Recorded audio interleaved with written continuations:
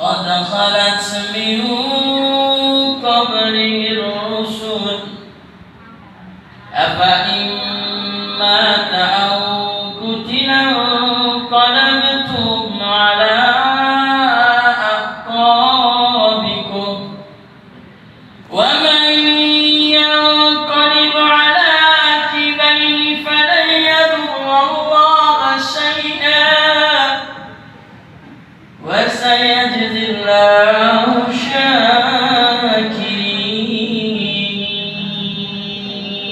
الله. وقال نبينا محمد صلى الله عليه وسلم طوبى من رآني وآمن بي ثم طوبى ثم طوبى ثم طوبى ثم طوبى ثم طوبى ثم طوبى ثم طوبى لمن لم يراني وآمن بي أو كما قال رسول الله صلى الله عليه وسلم. صدق الله العظيم وصدق رسوله النبي الكريم ونحن على ذلك من الشاهدين والشاكرين والحمد لله رب العالمين.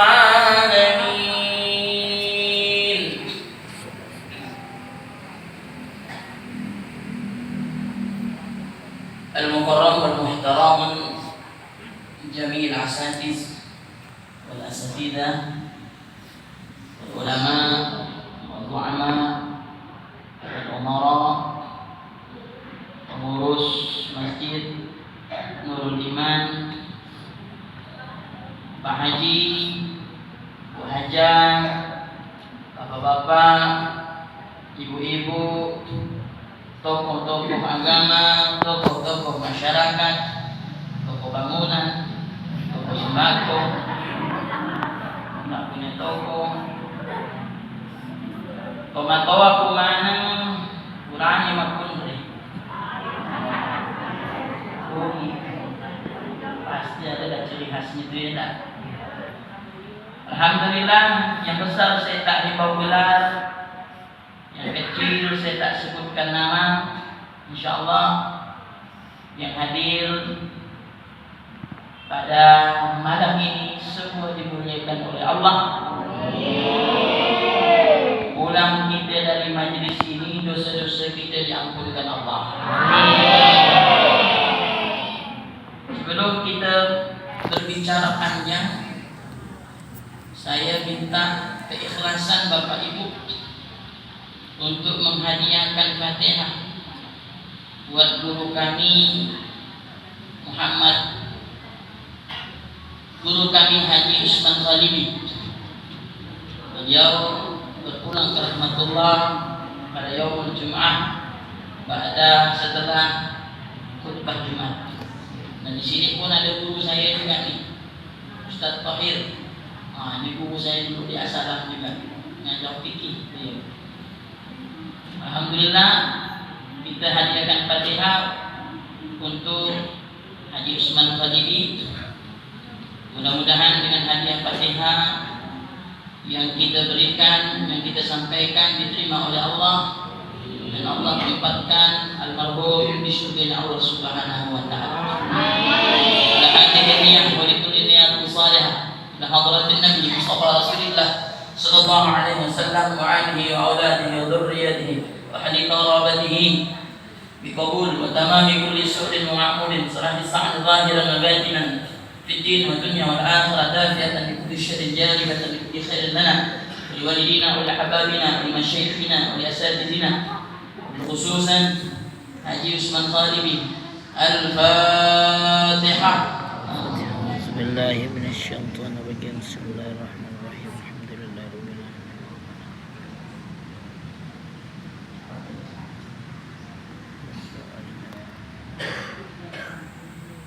Alhamdulillah. Mudah-mudahan beliau Allah masukkan dalam Jannatul Firdausnya Allah Subhanahu wa taala. Dan tentunya harapan kita pun juga seperti itu. Sebagaimana yang disabdakan oleh Rasulullah, barang siapa yang meninggal pada malam Jumat ataupun hari Jumat, maka akan diringankan siksa kuburnya. Alhamdulillah beliau meninggal pada hari Jumat, kemudian di tempat yang baik pula.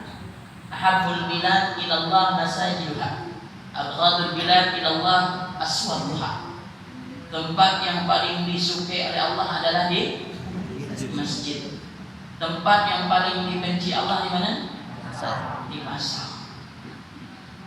Beliau meninggal di tempat yang paling disukai oleh Allah, yaitu rumahnya Allah, masjidnya Allah. Nah tentunya yang namanya Allah suka di tempatnya, maka saya yakin pasti ada jaminan daripada Allah Subhanahu wa taala. Nah, mudah-mudahan kita pun bisa menyusul seperti itu. Takut nampak bapak bilang amin. Mak lawan pun kita pasti mati, Pak. Betul? Apa kata beliau dalam khutbah? Beliau menyampaikan, datanglah dan seringlah pergi ke masjid. Jangan sampai nanti dah mati bawa ke masjid. Apa maknanya?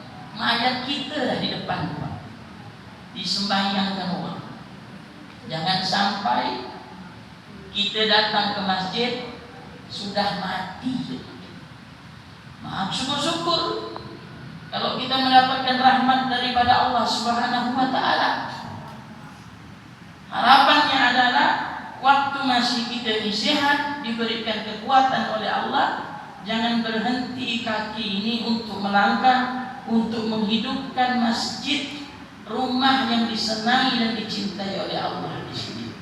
Dan bahkan kata Rasulullah, saksikan orang-orang yang senang pergi ke masjid, sungguh dia termasuk orang-orang yang beriman. Orang yang beriman. Amin. Allahumma Amin ya Allah. Ibu bapak yang dirahmati dan dicintai oleh Allah,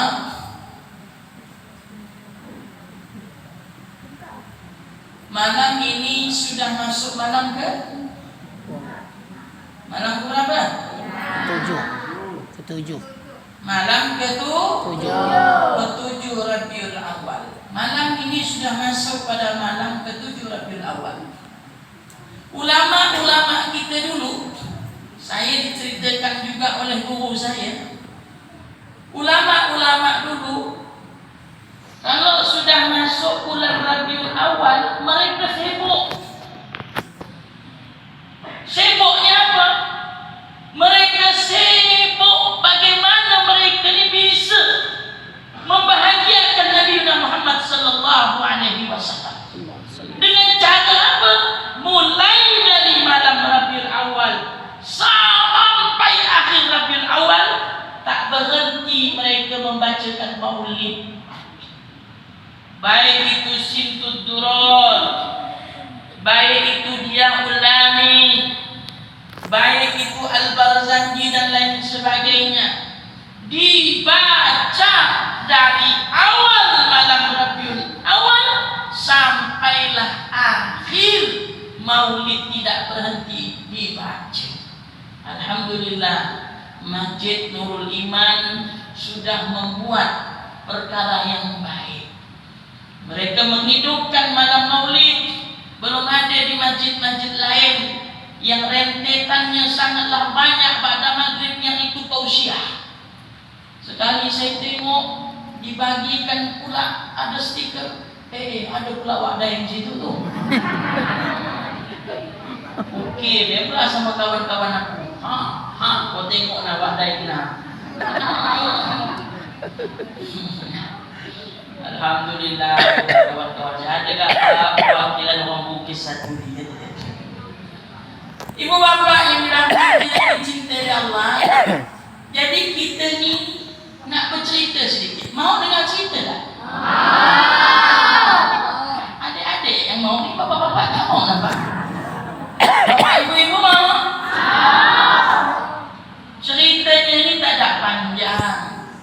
Cuman terkesan macam ibu nengok saya ni tak ada lawak, tapi kalau balik nganyenin.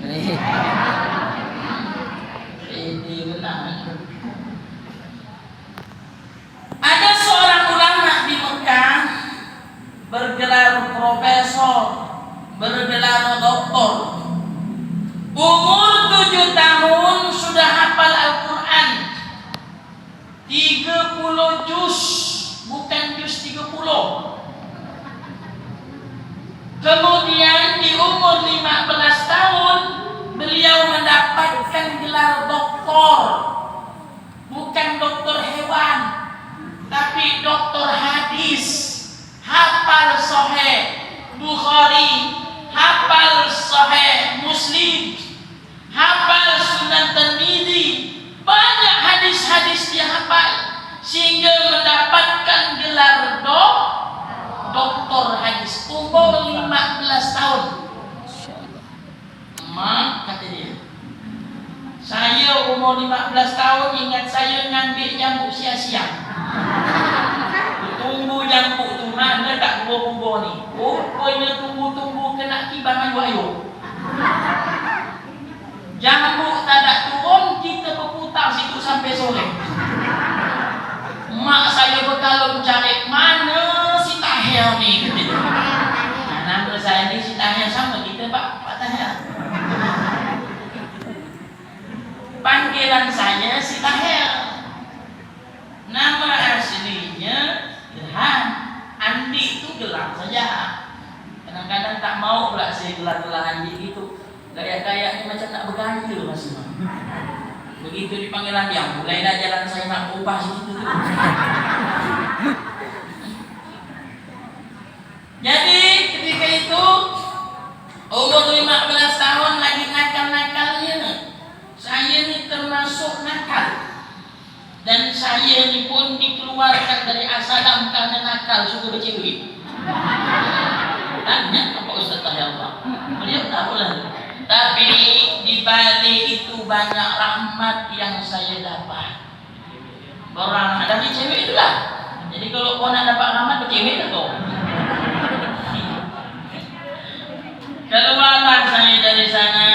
Alhamdulillah lebih kurang 4 tahun saya di Asalam.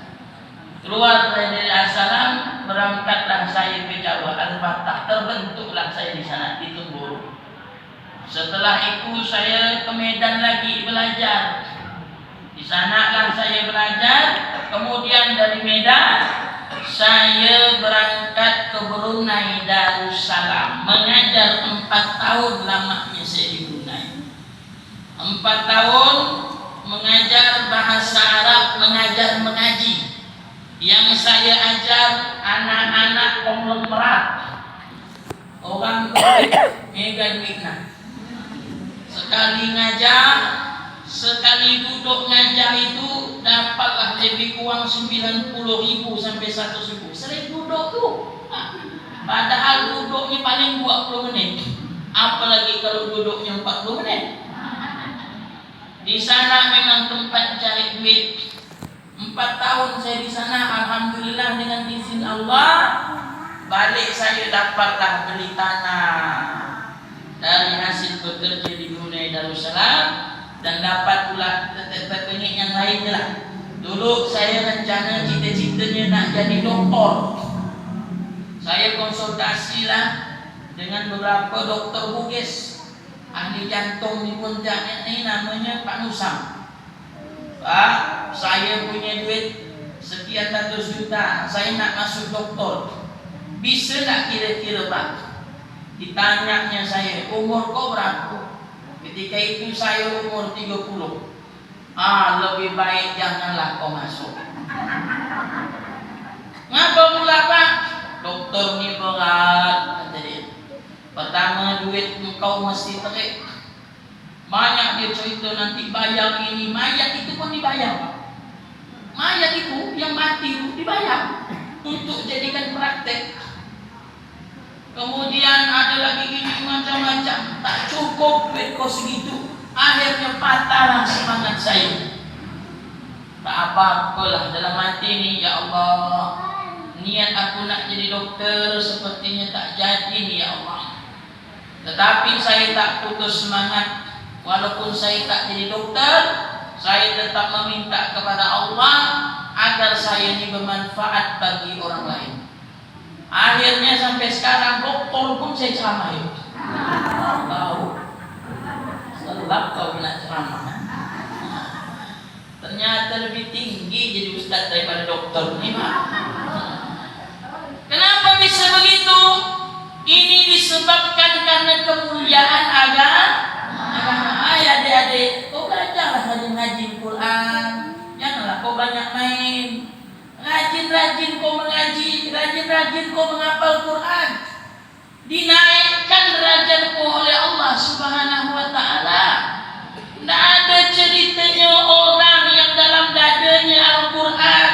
Tidak ada ceritanya orang yang dalam kepalanya ilmu agama. Pasti dan pasti dimuliakan Allah. Tidak akan mungkin tidak dimuliakan oleh Allah Subhanahu. Saya punya ustaz, kawan, adik kelas saya, namanya Salman Al-Farisi. Adiknya Ustaz Maulana Hadrami. Beliau sekarang imam di Dubai. Tahu Dubai, Bu? Dekat Sungai Kupang sikit, Bu. Dubai. Itu Ambai, Pak Ustaz, Dubai. Sampai sekarang masih di Dubai. Gajinya 1 bulan 30 jet. 30 juta. Gajinya sebulan imam ya tuh. Masya Allah. Disebabkan Al-Quran. Beliau tidak tamat SMA, Pak. Wallahi, SMA tidak tamat, SMP pun beliau tidak tamat. Tapi dapat gelar LC. Ada gak kawan saya dapat gelar LC? Lama saya tak jumpa dia kan, berapa jenggot dah bersobang, dipeluk saya. Irhan, lama kita tak jumpa, kata dia. Oh, ya dah bertahun-tahun. Mak lain kau ni nampak ni, saya bilang. Udah berserban, udah berjubah. Alhamdulillah, aku ni lulusan LC. Bila pula kau mondok? Lapas Cipinang, kata dia. Aku bawa masuk dari penjara, Pak. Lapas Cipinang. Jadi Bapak yang dirahmati dan dicintai oleh Allah, beliau mengambil paket ketika itu ingin dapatkan gelar LC, dan beliau ketika itu di Jakarta ikut tes hafaz Al-Quran. Beliau hafal 30 juz, satu pun huruf tidak ada yang salah dalam makhrajul huruf dan tajwidnya betul semua. Akhirnya dapatlah kuliah gratis dari Pak SBY, dan dapat pula dia haji gratis dari Pak SBY. Dapat haji gratis dari Pak SBY, dapat kuliah gratis dari juri-juri yang dari Saudi, yang di Jakarta yang ngetes.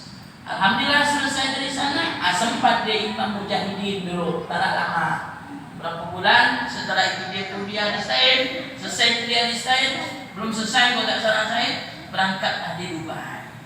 Pengen tak kita kira-kira anak-anak ibu tu hafal Quran dan imam jauh-jauh di sana? Pengen? Ibu-ibu mesti peran aktif kepada anak-anak kalau dia tak suka dengan Al-Quran. Beledek ibu-ibu, marahi anak kalau dia tak suka dengan Quran.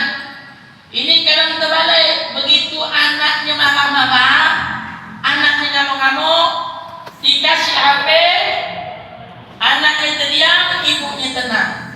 Terbalik. Saya ni berapa kali nengok budak-budak macam ini kena sindrom. Sindrom itu apa? Kecanduan HP, akhirnya ketawa seorang, senyum seorang, airionya terkeluar seorang.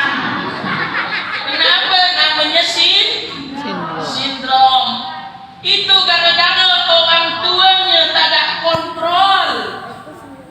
Anaknya dibiarkan begitu saja. Main game tak berhenti dari pagi sampai malam.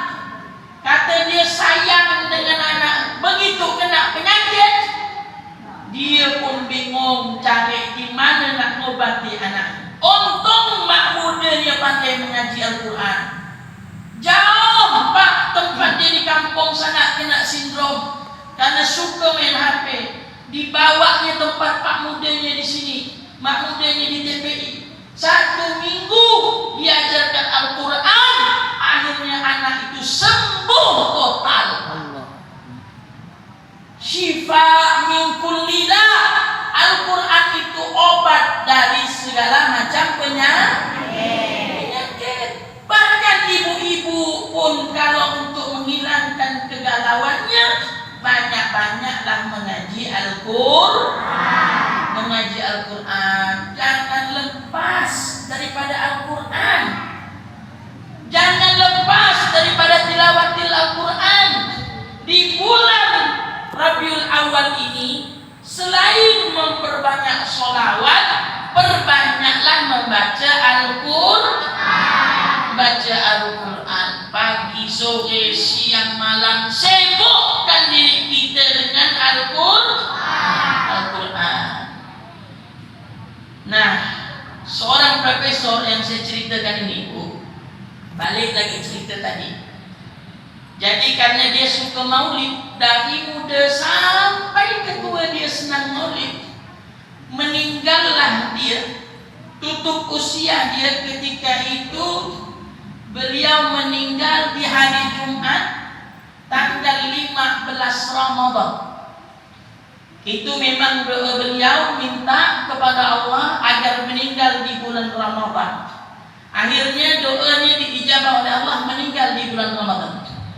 Yang ajibnya Bu, ketika beliau dikafani, Habib Ali Al-Jufri ketika itu membuka ikatan pocong beliau dan melihat wajah beliau. Seketika itu pula Habib Ali Al-Jufri jatuh pingsan.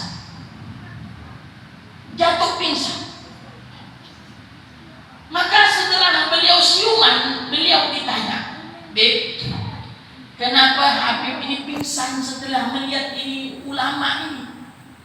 Apa kata beliau? "Kulihat wajah beliau ini, maka tiba-tiba datanglah Rasulullah Sallallahu Alaihi Wasallam. Rasul datang dan Rasul mengatakan, Ali, jangan kau bimbang, mayat ini aku yang ngurusnya.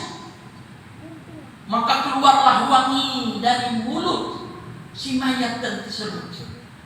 Sehingga Habib Ali Al-Jufri tak sadarkan diri karena melihat wajah Rasulullah SAW ketika itu, dan beliau tidak bisa menggambarkan bagaimana cantiknya Rasulullah, bagaimana wajahnya Rasulullah SAW, tak bisa dibayangkan. Kata apa? Habib Ali Al-Jufri, maka aku pingsan, kata Habib Ali Al-Jufri. Maka ibu bapak dirahmati oleh Allah, yang lebih ajibnya lagi, ulama ini dimakamkanlah di pemakaman Ma'lah. Pemakaman Ma'lah itu di Mekah. Di pemakaman Ma'lah itu punya aturan, apabila mayat sudah ditanam 1 tahun, maka mayat itu akan dibongkar kembali dan diganti mayat yang baru. Kemudian jikalau ada sisa tulang belulangnya, itu akan dihanyutkan di laut Nil. Maka meninggallah si ulama ini. Ketika dia meninggal, dia ditanam, sampailah 1 tahun lamanya, maka dari kerajaan menugaskan untuk menggali ini mayat. Begitu digali, apa yang terjadi, Pak? Belum sampai nampak kain putihnya, Pak, harum wangi yang semerbak minyak kasturi sudah keluar dari aroma kubur tersebut. Allahu Akbar. Setelah itu digali, ternyata ibu bapak yang dirahmati oleh Allah, sedikit pun kain putih ulama tersebut tidak ada lusuh, tidak koyak, putih. Bayangkan, ini kain putih bercampur dengan tanah, tetapi tidak memudarkan kain putih tersebut. Yang luar biasanya lagi,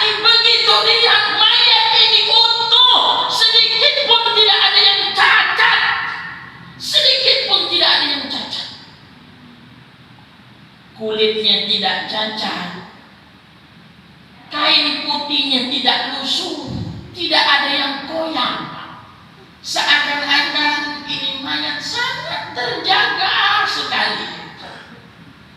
Maka dikarenakan ini mayat utuh, dilaporkanlah ke kerajaan. Kerajaan mengatakan timbun kembali.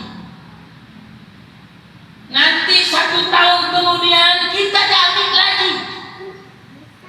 Maka setelah 1 tahun berikutnya sudah 2 tahun digali kembali, Pak. Begitu digali, apa yang terjadi? Keluar lagi aroma wangi minyak kasturi dari kuburan tersebut. Yang kain putihnya juga tidak lusuh dan tidak koyak. Bahkan kulitnya tidak mengeruput kencang seperti halnya bak warna orang-orang muda yang berseri-seri. Bahkan janggutnya ikut memanjang, kukunya ikut memanjang, rambutnya ikut memanjang. Sedikit pun tidak ada cacat dari kulit beliau. Subhanallah. Kemudian dilaporkanlah ini kepada kerajaan Saudi, dan kerajaan mengatakan tutup kembali, kita tunggu lagi tahun depan. Tiba-tiba tahun depan tidak ada kabar bahwa mayat beliau ini disuruh digali. Tetapi sampai 5 tahun, tiba-tiba pemerintahan Saudi mengatakan gali lagi kubur itu. Kemudian kalaulah dia sisa tulang belulang, maka hanyutkan di laut ini. Begitu digali, ibu bapak yang dirahmati oleh Allah, apa yang terjadi? Kasus peristiwa ini sama seperti penggalian yang pertama, seperti penggalian yang kedua, dan sampai 5 tahun digali sama.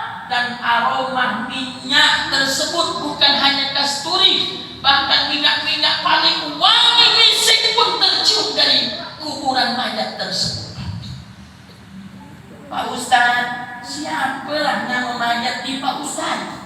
Yang Ustadz ceritakan ini kok begitu penasaran bagi saya.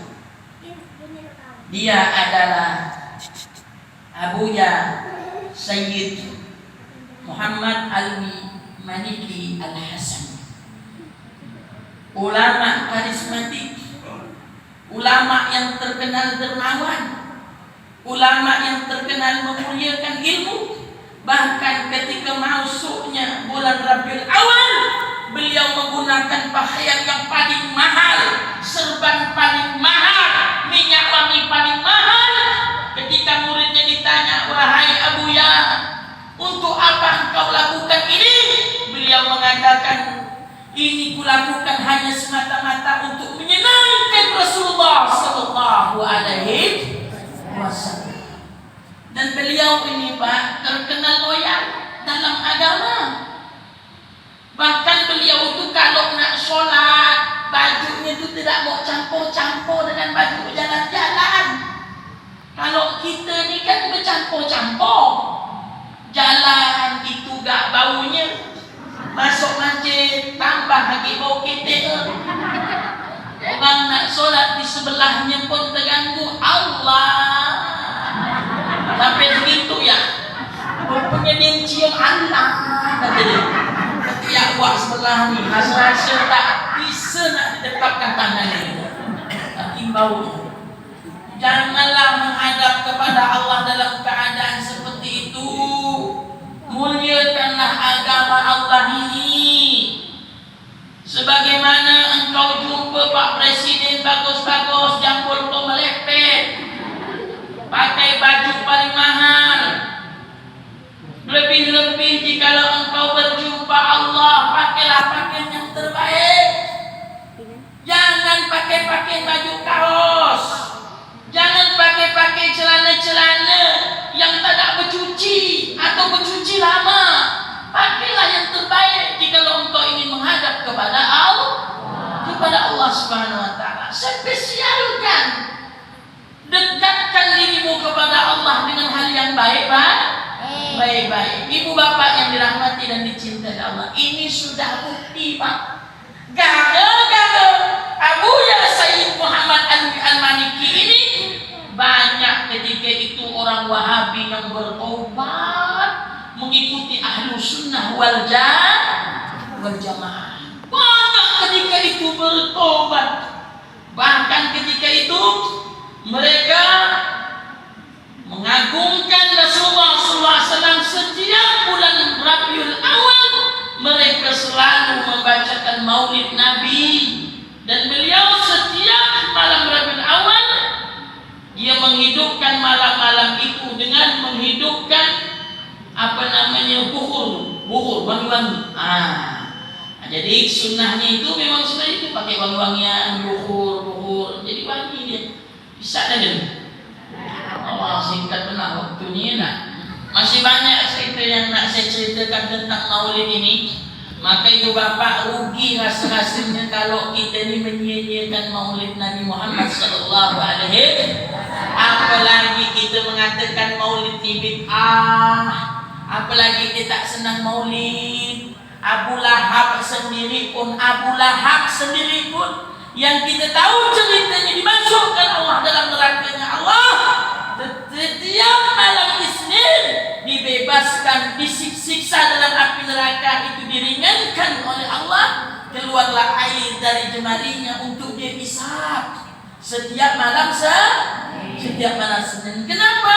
Dia berbahagia kelahirannya Nabi Muhammad SAW. Kemudian dia merdekakan budaknya yang bernama Suwaibah Al-Aslamiyah. Tanda senangnya dia lahir Nabi Muhammad SAW. Jikalau ada orang yang tak suka maulid, tak suka kelahiran Nabi Muhammad SAW, maka dia mesti belajar dengan Abu Lahab. Kalau pun tak ada, belajar dengan Abu Janda. Adik-adik Abu Dabo. Ibu bapak yang dirahmati dan dicintai Allah, mungkin ini saja yang saya dapat sampaikan. Lebih kurangnya saya mohon maaf. Mudah-mudahan hadirnya kita ini menjadi